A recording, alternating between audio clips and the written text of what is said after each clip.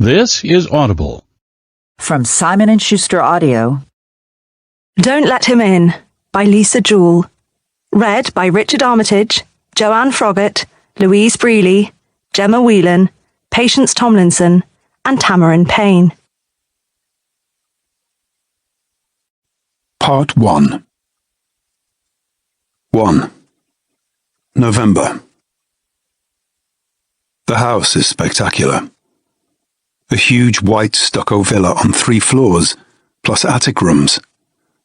A direct view of the sea visible through tall windows that frame the vista at the back and the front. I imagine that a wall must have been taken down at some point to offer up that level of open-plan space in a Victorian house. Steel beams put in. Expensive stuff. Just to give the owners more light and space. I feel an uncharacteristic twitch of jealousy. It's not like me to envy others. I rarely, in fact, give a thought to them. But this is a different case altogether.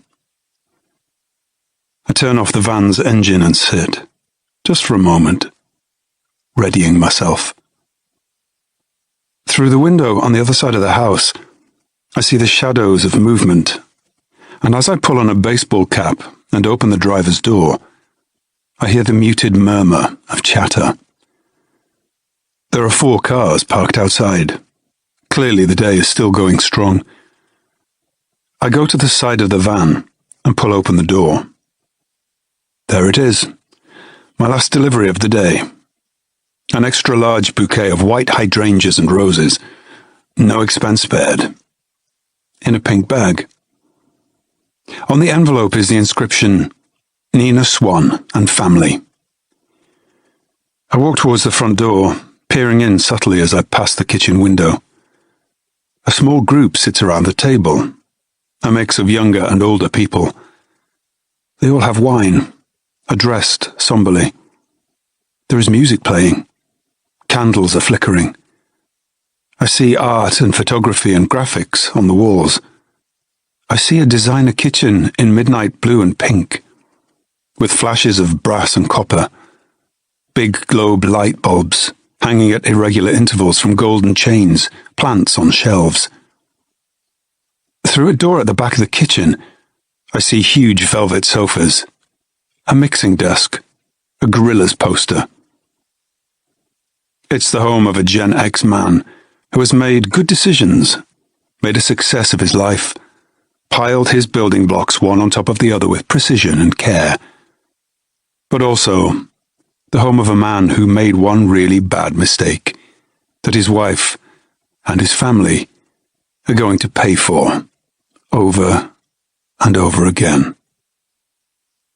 I keep moving past the window, and then I put my finger to the doorbell.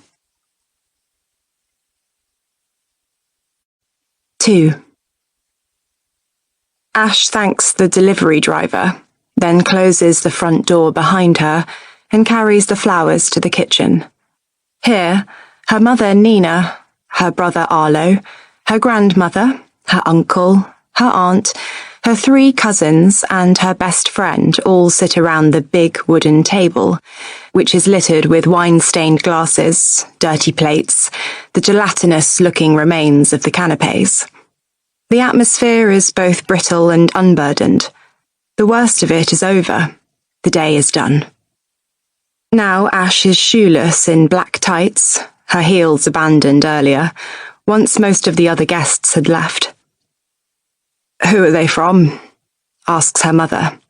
Her voice is ragged. Ash feels around the pale pink bag for a card, peels it off and hands it to her mother. "Please," says her mother. "You do it." Ash pulls a small card from the envelope. It is the same shade of antique pink as the bag and has a linear rose embossed on the front, over which she subconsciously runs her fingertip. Inside is a note scribbled in messy florist's handwriting with a water blotch on the ink. "Thinking of you all, love and condolences, the Tanners." Who are the Tanners? Ash's mother sighs.